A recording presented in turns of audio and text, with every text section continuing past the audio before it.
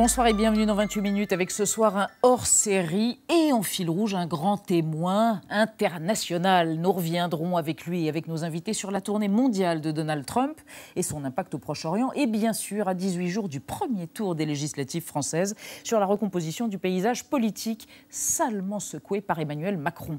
Vous retrouverez bien sûr dans la troisième partie de l'émission messieurs Mauduit et Saltiel à propos des robots utilisés par la police et du virage contestataire pris par le PS espagnol dimanche dernier. Notre grand témoin, Paul Jorion, anthropologue, ethnologue, économiste et ancien anarchiste belge, un intellectuel surprenant, transversal, vaguement médiumnique. Qui plus est, Jorion avait annoncé en 2007 la crise des subprimes avant tout le monde aux États-Unis. Paul Jorion est un sceptique dans le plus beau sens du terme. Bonsoir Nadia. Bonsoir Elisabeth. Bonsoir Renaud Delis. J'ai donné Marianne à Paul Jorion. Mais vous avez bien fait. Et il a, bien sûr, il l'aura et il aura le portrait d'Emmanuel Macron qu'il adore en prime et avant tout le monde. Paul Jorion, bonsoir. On est ravis de vous recevoir. Votre dernier essai, Se débarrasser du capitalisme, est une question de survie et qui évidemment répond à votre avant-dernier essai, le dernier qui s'en va, Éteins la lumière, essai sur l'extinction de l'humanité. Tout ça est extrêmement riant. Est-ce que vous êtes véritablement un semeur de panique, comme vous n'êtes pas mécontent de vous afficher ? Non, non, non, parce qu'en fait, je suis une personne qui, dans la vie, est optimiste. Oui. Et non, mais je suis peut-être, je dirais, et j'espère que c'est ça, un peu plus lucide que beaucoup de mes concitoyens.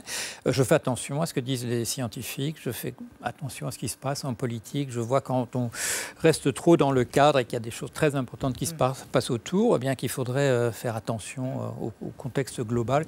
Et le contexte global, il va très très mal pour notre espèce. On a dépassé ce qu'on appelle la capacité de charge de notre espèce sur notre planète. Ça veut dire quoi? On consomme une planète, 6 par an. Hein, par exemple, et donc tout le monde comprend qu'on ne peut pas faire ça éternellement parce qu'il y a un moment où on dépasse les limites. Alors nous sommes une espèce, disent les biologistes, colonisatrice, et une espèce colonisatrice, en général, il y a une autre vallée quelque part dans laquelle elle pourra se déplacer en masse. Mais il n'y en a pas. Pour nous, voilà, il faut... Il n'y en a pas. Même dans notre système solaire, apparemment, il n'y a pas vraiment de planète de secours. Alors, très beau dégagement sur Interstellar, d'ailleurs, dans votre dernier essai sur l'extinction de l'humanité. Et avec les techniques qu'on a maintenant, il faut 11 000 ans pour aller dans l'étoile la plus proche, donc c'est loin. C'est loin, c'est long, surtout vers la fin. On va revenir à toutes ces questions, mais d'abord votre portrait, Paul Jorion, réalisé par Sandrine Le Calvez. Regardez. À 70 ans, Paul Jorion cultive les paradoxes. Connu pour avoir prédit la crise financière de 2007, rien ne prédestinait cet essayiste belge à travailler dans la finance. Car à la fin des années 60, Paul Jorion se destine essentiellement à l'anthropologie. Au Collège de France, à Paris, il suit les cours d'un maître, Claude Lévi-Strauss. Il s'agit d'essayer de comprendre un certain nombre de choses, et peut-être même un très petit nombre de choses, et puis peut-être, qui sait, instiller un peu de sagesse en chacun de nous et en ceux qui nous lisent ou qui nous écoutent. Ses premiers pas d'anthropologue, Paul Jorion les fait sur l'île d'Ouate, en Bretagne. 18 mois d'immersion aux côtés des pêcheurs. Le jeune thésard change ensuite plusieurs fois de cap. À Cambridge, il se passionne pour l'intelligence artificielle et de drôles d'engins qui ont depuis fait du chemin. L'arrivée massive dans notre vie quotidienne des microprocesseurs, c'est-à-dire de tout petits ordinateurs par la taille, mais aux étonnantes possibilités, cette arrivée va modifier notre façon de vivre. D'algorithmes en logiciel, Paul Jorion va se lancer à la découverte de terres inconnues, les rouages du monde de la finance. Parti travailler dans le secteur bancaire aux États-Unis, sur un coup de tête, il est aux premières loges lorsqu'éclate la crise des subprimes qu'il avait annoncée avant qu'elle ne se produise. Je disais, il y a une crise extraordinaire du capitalisme américain et les gens se regardaient et disaient mais quoi, non, il n'y a pas de crise du capitalisme américain. Parce qu'à l'époque, on était donc en 2005 jusqu'en 2006, ça a été, c'était l'âge d'or en fait de la finance. Depuis, Paul Jorion capitalise sur cette expertise, multiplie les parutions et les mises en garde. L'anthropologue anticapitaliste prédit l'extinction de l'humanité d'ici 2 à 3 générations si rien n'est fait pour protéger la planète. Prophète de malheur ou lanceur d'alerte, Paul Jorion est un homme de raison. Mais cette fois, on préférait que les événements lui donnent tort. Quelque chose à ajouter ? Non, il faudrait que mais ça tient à nous que les événements nous donnent tort. Il faut vraiment qu'on retrouve ses manches et qu'on change de cap. Si on reste là où on est, si on reste à l'intérieur du cadre, ben c'est cuit. Hein. Paul Jorion, une question. Vous avez démarré par l'anthropologie, l'ethnologie, cette thèse sur les pêcheurs de l'île de Wight. Est-ce que ça veut dire que pour comprendre le monde dans lequel on est, et notamment l'économie qui dirige hélas le monde, avoir fait des sciences humaines, c'est un plus et c'est sans doute ce qui manque à la plupart des économistes? Ouais, je partage avec Keynes, John Maynard Keynes, cette chance qu'on me demande de faire de l'économie sans avoir fait les études d'économiste qui vous formatent. Vous n'avez pas de diplôme. Non, justement, non. Je ne suis pas économiste, voilà. On m'invite à Aix bientôt, c'est très gentil et ça me fait plaisir, mais je n'ai pas le diplôme et je crois que ça m'a donné une très grande liberté pour regarder justement les événements économiques et d'avoir appris la finance sur le tas, à l'intérieur des banques. Et précisément, vous êtes parti aux États-Unis travailler dans la finance. Qu'est-ce que vous faisiez? Vous étiez trader? Qu'est-ce que vous faisiez? Au départ, on m'a demandé, on m'a nommé, on m'a recruté pour faire une chose qui existe maintenant, qu'on appelle high frequency trading, c'est-à-dire de remplacer les traders qui coûtaient très cher. On le sait par M. Kerviel, ils coûtent très cher. On allait remplacer ça par l'ordinateur. Et je fais partie, je ne sais pas, des 100 premiers ou les 200 premières personnes au monde à qui on a demandé de faire des logiciels pour faire du trading automatique. Et c'est ça qui a renforcé votre anticapitalisme et votre à la fois connaissance et mépris de la finance ou de la financiarisation de l'économie. Non. Moi, je crois avoir fait... Bon, j'ai travaillé 18 ans dans la finance. Je crois avoir fait mon métier... la preuve, c'est que je suis resté 18 ans, de l'avoir fait correctement. Et j'ai découvert des tas de gens autour de moi qui étaient des gens extrêmement sympathiques. Même mes patrons aux États-Unis, ce sont des gens, pour certains d'entre eux, que j'admire énormément. Mais c'est le machin lui-même. C'est la finance, la financiarisation de l'économie, qui est un truc mortifère et qui va tous nous tuer. C'est parce que vous avez découvert les mécanismes de l'intérieur que vous avez pu donc prédire la crise des subprimes de 2007, parce que vous aviez vu, vous-même, vous les aviez pratiqués pendant des années en Californie. Ah oui, non, mais au moment où j'écris le livre, en fait là je travaille dans un secteur qui est un tout petit peu parallèle, je travaille dans le secteur prime, par opposition à ce prime. Et puis j'ai donc mon manuscrit qu'on ne publie pas, et à ce moment-là, on est en 2005, je me dis je vais essayer de me faire embaucher à l'endroit qui va déclencher la crise. Et là j'arrive à me faire embaucher par la compagnie Countrywide, dont je sais déjà que c'est elle qui va précipiter la crise. Le premier boulot que j'ai dans l'entreprise, c'est dans la salle de marché où il y a des traders. Mais aussitôt après, je me retrouve à la gestion du risque. Et donc, quand j'annonce, quand j'envoie des messages aux journaux, qu'Atali me cite dans l'Express, je suis à l'intérieur du système de gestion. Est-ce que vous saviez que ça allait exploser là, à cet endroit-là? Tout à fait, oui. Et puis je découvre à l'intérieur que c'est encore pire que ce que j'imaginais à l'extérieur. Tous les systèmes de sécurité, toutes les valves, toutes les soupapes n'existaient pas. Ça n'existait pas à l'intérieur du système. Parce qu'on se disait on n'aurait jamais besoin. Voilà. Et alors depuis, donc ça c'était il y a 10 ans, depuis tout s'est arrangé, tout a été corrigé, j'imagine. Ça peut pas se reproduire. Regardez, François Hollande lui-même a aidé à cette correction. Ah ben oui, voilà, oui. Monsieur Hollande dit c'est des cycles, alors quand on est au plus bas, ça va remonter. Non mais alors, cette crise, c'est quoi la solution? C'est quoi la solution puisque les économistes n'ont rien vu venir et que rien n'a été corrigé? C'est le socialisme utopique? C'est votre point de vue? Oui. Enfin, c'est quoi le socialisme utopique? Le socialisme utopique, c'est M. Karl Marx et M. Friedrich Engels qui appellent ça de manière assez... Voilà, c'est de la dérision. Ils appellent les socialistes utopiques, ceux qui ne représentent pas le courant marxiste. Mais à mon sens, effectivement, c'est dans cette période, la première moitié du 19e siècle, qu'on lance toutes les idées importantes qu'on peut toujours utiliser. On crée la coopérative, on pense à des systèmes où l'argent ne fonctionnera pas, on pense à des structures égalitaires démilitarisées de l'entreprise, etc. À ce moment-là, tout est là. Et puis, malheureusement, révolution de 1848, et Proudhon dit « un enfant mort-né ». Voilà, cette révolution sociale, c'est venu trop tôt. Le 48 est venu trop tôt. Donc, il faudrait régénérer cette version à mon sens, oui. Parce que l'autre courant socialiste, le courant qu'on appelait autoritaire au 19e siècle, au moment de la première internationale, courant autoritaire, il a eu sa chance. Ça a été l'Union soviétique, la Chine au début, la Corée du Nord. C'était pas une chance, oui. Voilà, exactement. Voilà. Alors, quand on représente le socialisme différent, anti-autoritaire, on peut dire ce truc-là, ça n'a pas marché. Il faut essayer autre chose. Alors, tiens, le Portugal. Alors, pas de socialisme utopique, mais quelque chose qui marche en ce moment, Nadia? Oui, le Portugal va mieux. On peut même dire qu'il est miraculé parce qu'on vient d'apprendre, alors qu'il avait frôlé la faillite en 2011, qu'il vient de faire son entrée dans le club des pays vertueux. Il affiche un déficit qui est enfin conforme aux règles européennes. La croissance est au plus haut.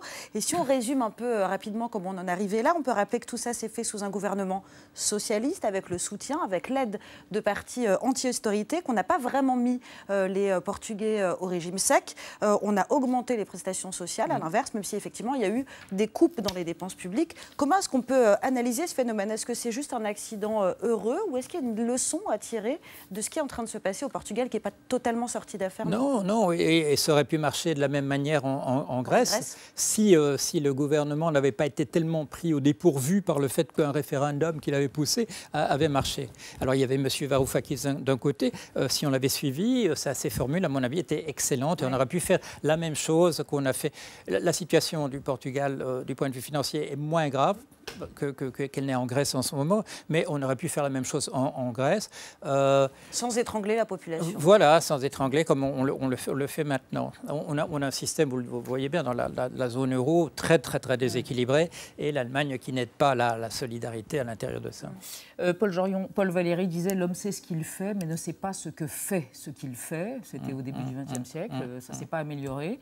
Voilà donc cet essai sur l'extinction de l'humanité. Il n'y a absolument, littéralement, aucun espoir? Si, tout à fait. Oui, c'est quoi? C'est l'anticapitalisme? Vous n'avez pas d'autre solution pour ceux qui ne se résignent pas à la sortie du capitalisme? Non, ça c'est clair. À l'intérieur du capitalisme, on n'arrivera pas. Dans une logique... On n'arrivera pas à nourrir 10 milliards de personnes. Non, c'est pas même ça. Sans abîmer plus la planète. Il faut dire, vous avez fait allusion tout à l'heure, j'ai travaillé vraiment longtemps à l'intérieur de la finance. Nous avons un système financier qui ne correspond pas à l'état du monde tel qu'il est. Ça pourrait marcher s'il y avait 1 million de personnes à la surface de la Terre. Ce n'est pas un système qui convient au système dans lequel on est. C'est fondé sur la prédation. On exagère encore, enfin, on aggrave encore tout ça avec la spéculation qu'on n'essaie absolument pas de réfréner. Non.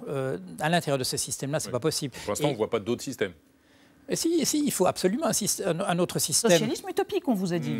Si on ne tient pas compte dans ce qu'on fait en produisant des produits, si c'est durable ou non, si on laisse les gens, et ça c'est juridique, c'est même pas de l'économie, si on ne fait pas de différence quand on parle de l'abusus, c'est-à-dire la possibilité pour le propriétaire de quelque chose de détruire entièrement, si on ne fait pas de différence entre si c'est quelque chose de renouvelable ou non, on est mort. Il faut changer ce genre de choses. Je renvoie à ces 2 essais. Se débarrasser du capitalisme est une question de survie. Et le dernier qui s'en va éteint la lumière. Et nous continuons, cher Paul Jorion, ce débat à plusieurs, ce hors-série en d'autres termes. 2 personnalités étrangères vont nous rejoindre. Vaïjou Naravane tout d'abord, éditorialiste pour l'Hindustan Times, et Philippe Golub, qui est professeur de relations internationales à l'université américaine. Mais d'abord, le drone de Marc-Antoine de Porrette, concentré sur la ville de Lille et ses monuments, sa Martine-Aubry, son palais des Beaux-Arts et son université catholique, où enseigne Paul Jorion.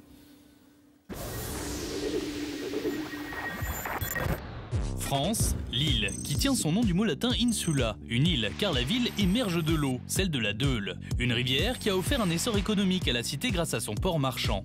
Carrefour entre les grandes villes flamandes et les foires de Champagne, le commerce s'organise sur la Grand Place.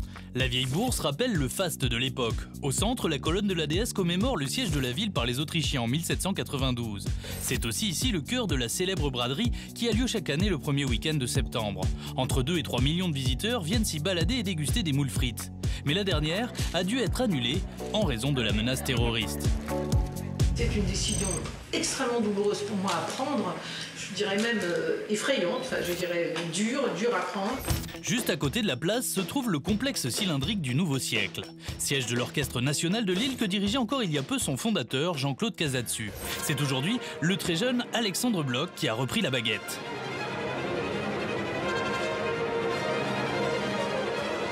À moins d'1 kilomètre de là se trouve l'Université catholique de Lille où enseigne l'anthropologue Paul Jorion. En revanche, Charles de Gaulle n'y a pas étudié. Pourtant, le premier président de la Ve République est né à Lille, juste ici, dans cette maison. De Gaulle, c'est au même titre que Napoléon Ier ou Louis XIV, des figures de l'histoire de France. Le roi Soleil, c'est justement lui qui ordonne la construction du plus impressionnant édifice de la ville. 60 millions de briques pour cet ouvrage militaire baptisé par son fondateur lui-même, Vauban, la reine des citadelles. Juste à côté, les jardins abritent aujourd'hui un parc zoologique et le parc d'attractions Les Poussins. La citadelle, quant à elle, héberge une structure de l'OTAN, le quartier général du Corps de réaction rapide France. Ironie de l'histoire lilloise, c'est le général de Gaulle qui en 1966 avait choisi de quitter le commandement militaire intégré de l'organisation du traité de l'Atlantique Nord.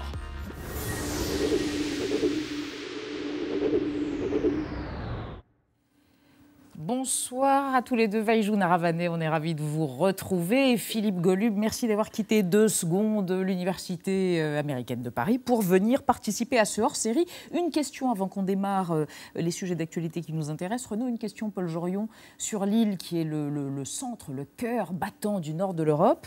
Vous êtes assez critique sur l'Europe, vous dites que ça a démarré, vous êtes un peu comme Régis Debray d'ailleurs, ça a démarré de façon quand même mal emmanchée, tout économique d'une certaine manière. Et c'est pas possible de cette façon, d'une façon désincarnée, de mobiliser des centaines de milliers d'Européens autour d'une idée purement économique. Non, on a lancé une construction qui ne devait pas être simplement un marché. Alors, comme ce sont des marchands qui ont été impliqués dans le projet, quand le marché a été mis en place, ils ont dit le reste va venir tout seul, comme M. Delors a dit le reste viendra tout seul. Et en fait, non, c'est une région liée maintenant à une zone économique qui a sa propre monnaie. Il faut intégrer les parties. C'est comme ça que ça fonctionne aux États-Unis.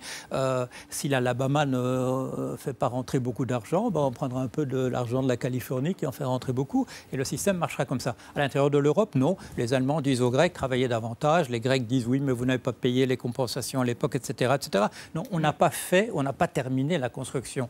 Alors, à mon sens, il est un peu tard pour faire marche arrière. Ça coûterait beaucoup plus cher de faire marche arrière que de terminer la construction. Et à mon sens, il faudra la terminer.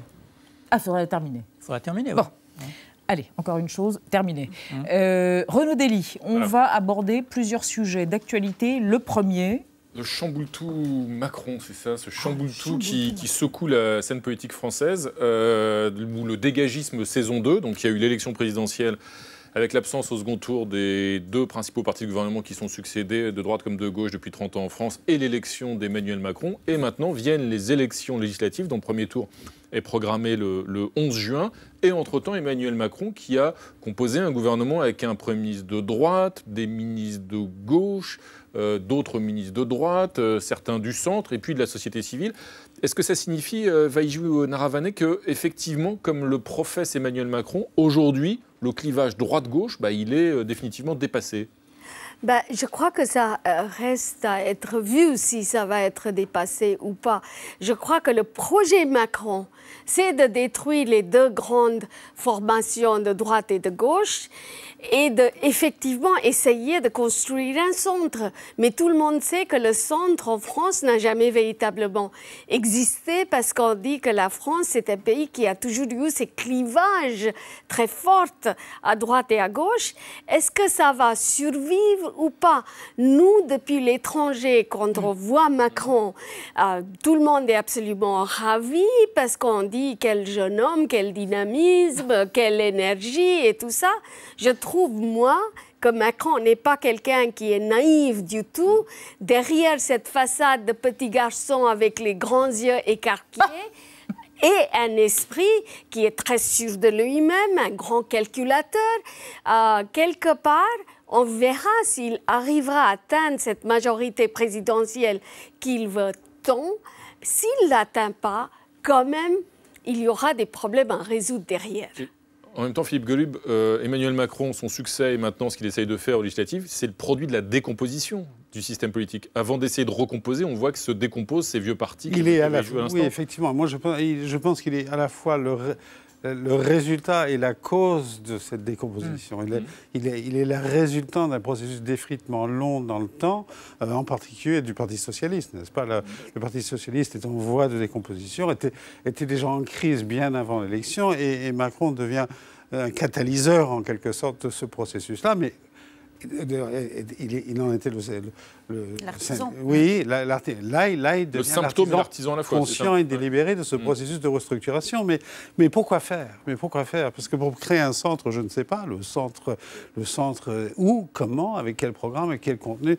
J'ai été très frappé par une interview que Macron a donnée il y a quelques années de ça, à un des journaux français, dans lequel il disait sa volonté et son désir de construire une présidence jupitérienne en France. Oui. Il a utilisé ce terme et lisant ça de l'extérieur, je trouve c'est tout à fait extraordinaire comme expression, n'est-ce pas? L'objectif, c'est le pouvoir personnel, centralisé, monarchique.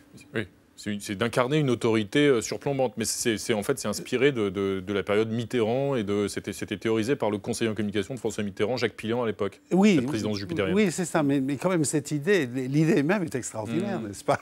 Un personnage jupitérien dans ce sens-là, n'est-ce pas? Une question sur le nombre inédit de non-professionnels de la politique, de personnes venues de la société civile qui vont se présenter, enfin qui candidatent aux législatives. Vous avez dit il y a quelque temps, ce qui bloque la solidarité, c'est la professionnalisation de la politique. Vous devriez être content donc de l'arrivée, cette arrivée d'air frais. Tout à fait, ça correspond. Et c'est En Marche, c'est le parti d'Emmanuel Macron, Paul Jorion, qui a initié entre autres ça. Bien sûr, oui, et ça correspond, d'après le profil des gens qui vont se présenter aux élections, c'est un petit peu comme certains le proposent, comme on faisait en Grèce ancienne à certaines époques, pour certaines choses, de prendre un peu des gens tirés un peu au hasard.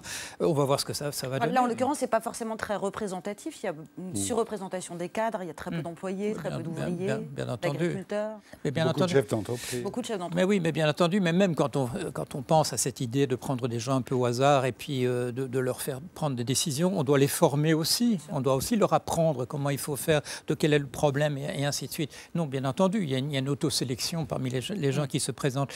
Mais en même temps, cette montée des populismes à droite, d'une certaine manière à gauche aussi, est une réponse à quelque chose, au fait qu'il ne se passait rien au milieu. Alors maintenant, il va y avoir un milieu, je crois qu'il est trop tôt pour le condamner, on ne sait pas ce qui va se passer. C'est très ouvert pour la première fois depuis très longtemps, on n'a jamais vu quelque chose d'aussi ouvert. Vous vous souvenez sans doute, mon ami Emmanuel Todt avait dit à propos de M. Hollande qu'il était probablement un révolutionnaire.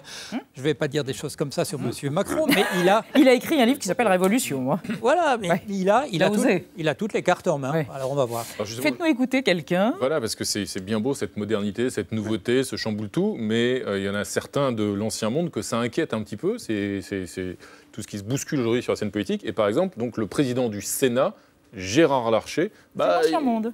En tout cas, il ne trouve pas forcément particulièrement enthousiasmant et pas sans risque, surtout, ce qui est en train de se produire. On le regarde. Qu'on imagine une recomposition politique dans laquelle les seules oppositions seraient le Front National et la France Insoumise. Je crois qu'il faut bien qu'on réfléchisse. La démocratie, c'est aussi des piliers. Et parmi lesquels deux piliers, une majorité et une opposition. Il faut aussi une opposition qui ne soit pas simplement cantonnée dans les populismes. C'est ça le risque, Vaijoun Naravaneh, c'est que la seule alternative finalement au pouvoir en place, au pouvoir d'Emmanuel Macron, ce soit les populismes? Je ne sais pas. En France, en tout cas, on a déjà essayé avec la société civile une fois. On a quand même eu des médecins et des gens comme ça. Il y avait le professeur Schwartz. Mais jamais dans cette proportion. Là, il y a la moitié du gouvernement qui sont issus de la Schwarzenberg, pardon. Oui. Et il y a eu des gens comme lui qui étaient entrés dans le gouvernement et ça s'est terminé avec une espèce de faillite. Ils n'avaient pas l'expérience de gouverner. C'était marginaux dans le gouvernement. C'était marginaux, mais quand même, c'était des gens qui n'ont pas laissé trace et qui ont été quand même balayés, qui n'ont pas pu entrer dans le système politique. Est-ce que le système français ne demande pas une certaine aisance avec les règles du jeu? Et je crois que les gens qui viennent de l'extérieur n'arrivent pas à poser leur marque là-dessus. Ce sont des questions qui se posent. Oui, Philippe Golub. Et après, la tentation populiste est toujours là. Oui, non, d'abord, simplement pour dire, le cœur du gouvernement, ce ne sont pas des gens issus de ce qu'on appelle la société civile. Le cœur du gouvernement, ce sont des politiques historiques, les poids lourds, les ministères régaliens. Oui, les ministres régaliens sont pour l'essentiel. Qui étaient souvent marginaux dans leur propre formation politique. Gérard Collomb au PS ou Bruno Le Maire à droite. Mais ce sont des politiques. Ce sont des politiques depuis longtemps, des politiques.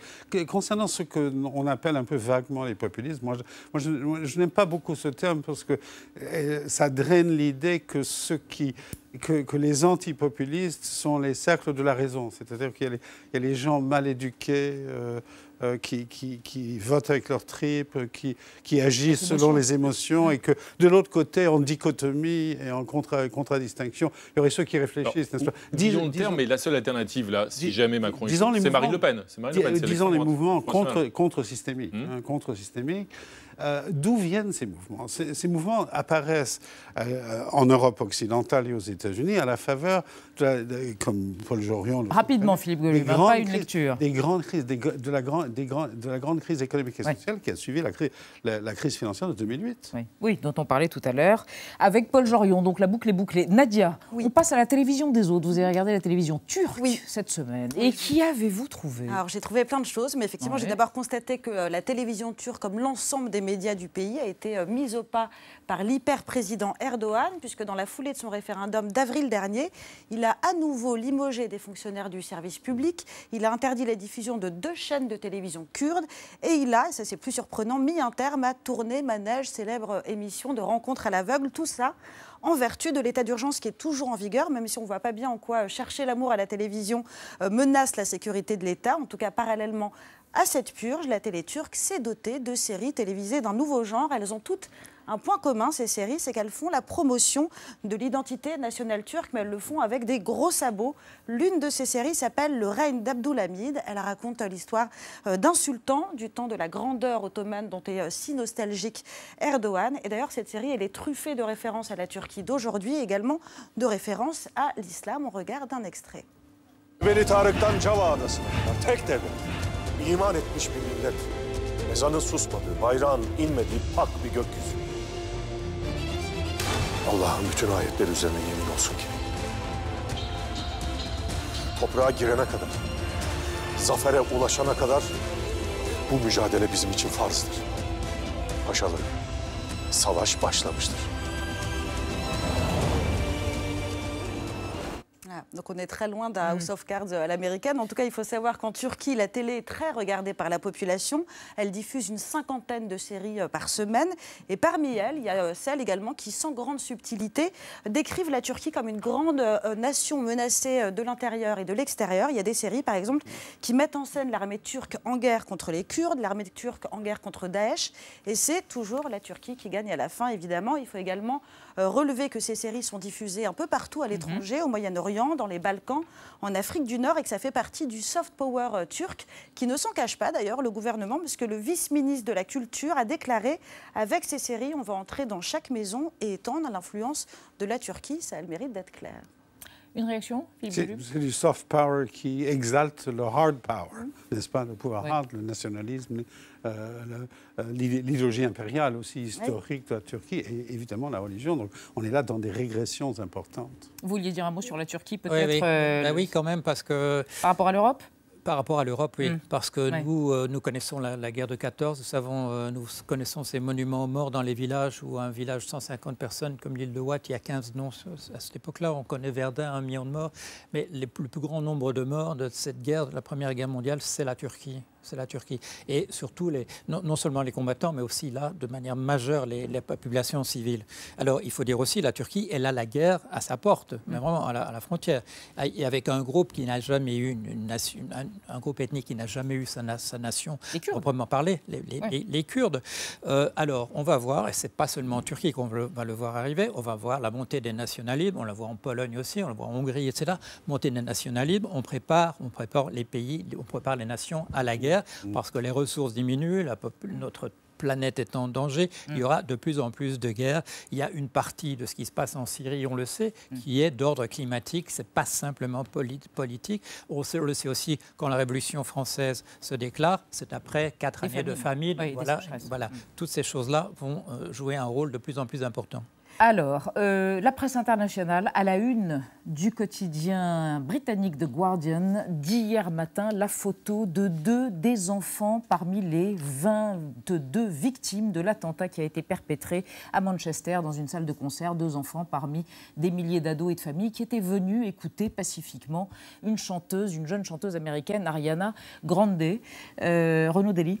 On s'aperçoit avec cet attentat de Manchester, et ce n'est pas la première fois, que finalement le modèle anglo-saxon, qu'on qualifie traditionnellement de communautariste, il n'est pas plus protégé que le modèle républicain à la française. Vaïjou Naravaneh? Oui, tout à fait. tout à fait. Et c'est terrible parce que les Anglais ont toujours martelé que votre système de laïcité et votre loi contre le burqa et tout ça, c'est vraiment quelque chose qui encourage, selon eux, le terrorisme. Mais on se rend compte qu'effectivement, c'est la même chose qui se passe chez eux. Les populations qui sont un peu marginalisées, qui sont mises de côté, que ce soit du Pakistan, de la Syrie ou ailleurs, ils n'ont pas su les intégrer. C'est finalement quelque part un problème de bien-être, de marginalisation, de se sentir chez soi et d'avoir quand même une ouverture d'esprit envers le reste. Ça n'a rien à voir avec le modèle républicain ou le modèle... Le modèle d'intégration, en tout cas.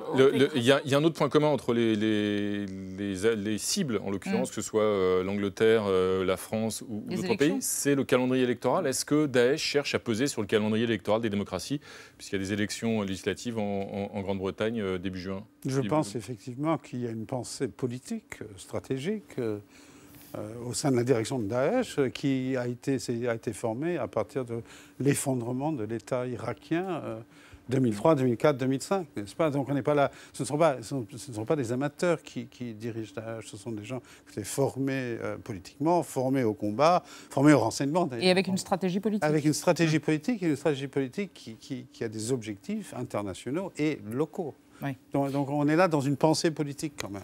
Alors, conservons un peu de temps pour le deuxième dossier, celui-ci international de la semaine. Donald Trump en Arabie Saoudite. Le premier déplacement, la première grande tournée internationale de Donald Trump, qui quitte un peu ses soucis domestiques aux États-Unis pour effectivement une grande tournée à travers le monde. Et en particulier, on l'a vu en Arabie Saoudite et à Riyad. Est-ce que ce premier déplacement, Paul Jorion, de Donald Trump, il marque une vraie rupture dans la politique américaine, notamment parce que Donald Trump, on l'a vu, a fait des grandes déclarations d'amour à l'Arabie Saoudite et donc à l'islam sunnite, et à l'inverse, il a semblé réouvrir le conflit avec l'Iran, pour lequel, au contraire, avec lequel Barack Obama avait essayé de rétablir des relations beaucoup plus apaisées. Oui, on dit aux États-Unis, c'est formidable, il part pour quelques jours, on va pouvoir un peu respirer, mais il va au Moyen-Orient, il va jeter de l'huile sur le feu, parce qu'un aspect dont on ne parle pas souvent dans nos pays, c'est tout ce qu'il y a en arrière-plan de ce qui se passe là-bas, et qui est toujours le grand schisme entre chiisme et sunnisme, et qui est toujours, c'est une guerre de religion qui est à un stade, je dirais, culminant, comme nous à l'époque de la Saint-Barthélemy, exactement. Et c'est un débat que nous mettons toujours entre parenthèses en disant est-ce que c'est nous qui avons fait quelque chose par rapport aux populations qui se trouvent ici? Oui, d'une certaine manière. Est-ce que c'est quelque chose qui a à voir avec simplement le fait qu'il y a des déséquilibrés et là il trouve un modèle? Oui aussi, mais il y a aussi en arrière-plan, et là M. Trump est en train de faire des dégâts encore plus considérables qu'il ne fait dans son pays en choisissant un camp contre l'autre. C'est pas à nous d'aller nous mêler de ça. Nous en subissons déjà suffisamment les conséquences. La seule chose que nous pourrions faire, c'est d'essayer de mettre un petit peu d'apaisement dans cette affaire, si nous pouvions. Mais Paul Jorion, il argue que ce sont des jobs, comme il a dit, et qu'il y a eu des contrats de 400 milliards de dollars signés avec l'Arabie Saoudite, et que tout ça, ça va avoir des répercussions intérieures, n'est-ce pas, des emplois donc pour les Américains, Philippe Geluck. Oui, il y a l'aspect personnel, il y a l'aspect stratégique, effectivement. Ouais. Je pense que Trump jette de l'huile sur le feu, mais il n'est pas le premier à avoir conceptualisé cette stratégie d'alliance Israël, Arabie Saoudite, les monarchies sunnites contre l'Iran comme manière d'organiser cette région. Condoleezza Rice, en 2007, devant le désastre irakien des années précédentes, avait théorisé cette idée, avait commencé à mettre en œuvre cette idée justement d'un axe saoudien, américain, israélien contre l'Iran. Donc on est là dans une stratégie qui a été méditée par d'autres de longue date, de façon plus subtile que Trump. Évidemment, Trump le fait de façon ostentatoire. Mais c'est quand même une espèce de retour sur la politique d'Obama. C'est ouvertement la rupture avec la politique d'Obama. Et d'autre part, je crois que l'annonce de tous ces contrats, la manière dans laquelle Trump a abordé la question le combat contre Daesh, etc., c'est aussi pour un petit peu échapper aux questions chez lui qui sont est-ce qu'on va avoir un procureur spécial pour parler des relations de Trump avec la Russie? Qu'est-ce qui va se présenter dans les jours qui suivent? Le premier projet de budget de Donald Trump a été présenté hier et on constate, malgré ce qu'il disait pendant sa campagne, qu'il allait aider les plus pauvres à remonter leur niveau de vie, que des coupes budgétaires dans l'aide alimentaire, dans l'aide à l'éducation, dans le soutien au handicap. En même temps, ça vous étonne pas? Dans la santé, Medicaid. Dans la santé, Paul Jorion. Oui, bien entendu. Qu'est-ce que ça peut avoir comme effet sur son électorat, précisément l'électorat des petits blancs les plus pauvres qui ont voté pour lui en espérant qu'il allait remonter le niveau de vie? On a vu, il avait déjà dû faire machine arrière parce qu'en fait, il blessait très rapidement son électorat, si vous voulez. Mais il faut bien se souvenir que c'est quelqu'un qui n'a pas d'électorat à proprement parler. Il a été élu. Mais oui, il a été élu et le Parti républicain, il a émergé au sein du Parti républicain. Mais souvenez-vous, le Parti républicain a essayé d'avoir sa peau pendant toute la campagne électorale. Ce n'est pas un représentant du Parti. Il a plutôt des parts de marché électorales qu'un électorat, c'est ça? C'est-à-dire qu'il a acheté plutôt des parts de marché, un peu comme un businessman. Mais tout à fait. Il est dans la télé-réalité. Il continue et c'est ça qu'il continue à faire. Non, mais il faut un dire mot quand pour même. oui. Non, il faut dire quand même que son modèle du monde, sur le plan politique, sur le plan économique, c'est un monde du début du 19e siècle. Il n'a aucune idée de ce qui se passe en ce moment. Quand il parle de la délocalisation, il faut fermer les frontières, etc. Les boulots qui ont disparu aux États-Unis, 17% de ces boulots qui ont disparu, c'est par la délocalisation, 83% par la mécanisation, par l'automatisation, par l'arrivée du logiciel. Il n'a pas une représentation du monde qui correspond à ce qu'il est aujourd'hui. Mais merci. C'est-à-dire son électorat de base reste très fidèle malgré tout. Merci à tous les trois. Vos ouvrages sont sur le site de l'émission Paul Jorion pour ceux qui auront envie de s'y plonger juste après la diffusion de notre émission. Dans un instant, le premier robot policier anthropomorphe à Dubaï et le nouveau PS espagnol avec messieurs Maudieu et Saltiel. Mais d'abord des intox. Ce soir, l'histoire du hand spinner, le gadget qui rend marteau tous les marmots à la récré. La vraie histoire. Le fidget spinner, un jouet aux allures de toupie, a envahi les cours d'école en quelques mois. Début mai, plusieurs médias sont revenus sur ce succès et sur l'origine du jeu. Ils ont joué sur la corde sensible en racontant la mésaventure de l'américaine Catherine Ettinger, qui, faute d'argent, n'a pas payé les $400 nécessaires au renouvellement du brevet en 2005 et n'a donc jamais fait fortune. Mais comment a-t-elle inventé ce jouet? Là-dessus, personne n'est d'accord. Selon certains, elle en aurait eu l'idée dans les années 80 pour distraire les enfants palestiniens qui jetaient des pierres sur les policiers israéliens. Selon d'autres, Catherine Ettinger aurait mis au point la toupie car elle était atteinte d'une maladie neuromusculaire et ne pouvait plus jouer avec les jouets de sa fille. Quelques médias ont publié des images du jouet qui tourne breveté par l'inventrice américaine. Celui-ci ressemble plus à une soucoupe volante qu'on ferait tourner au bout de l'index qu'au fidget spinner qu'on connaît aujourd'hui. Intrigué par ce jouet, le site américain Bloomberg a lui aussi enquêté sur son origine et estime que le crédit apporté à Catherine Ettinger est exagéré. Son nom est mentionné sur la page Wikipédia du jouet lors de sa création en avril 2017, mais l'inventrice dit ignorer qui a ajouté son nom. Elle confie aussi qu'elle n'est même pas certaine que son brevet concerne le fidget spinner. Une conclusion à laquelle arrivent également deux experts en propriété intellectuelle. D'ailleurs, même avec un renouvellement du brevet, l'inventrice n'aurait pas fait fortune puisqu'il aurait expiré en 2014, soit toujours avant le succès du jouet depuis 2016. Dans tous les cas, ça tournait mal. Des intox, merci. Bonsoir les chérubins. Ça va? Très bien. Ouais. Alors, Xavier, à gauche toute pour le Parti Socialiste? En Espagne. Eh oui, espagnol. Non mais il a eu un doute tout d'un coup. Parti Socialiste, ouvrier, Renaud Dely. Bon, dimanche, Pedro Sanchez, c'est son nom, a remporté les primaires socialistes. Et maintenant, il faut qu'il joue la carte de l'ouverture. Ou de l'union.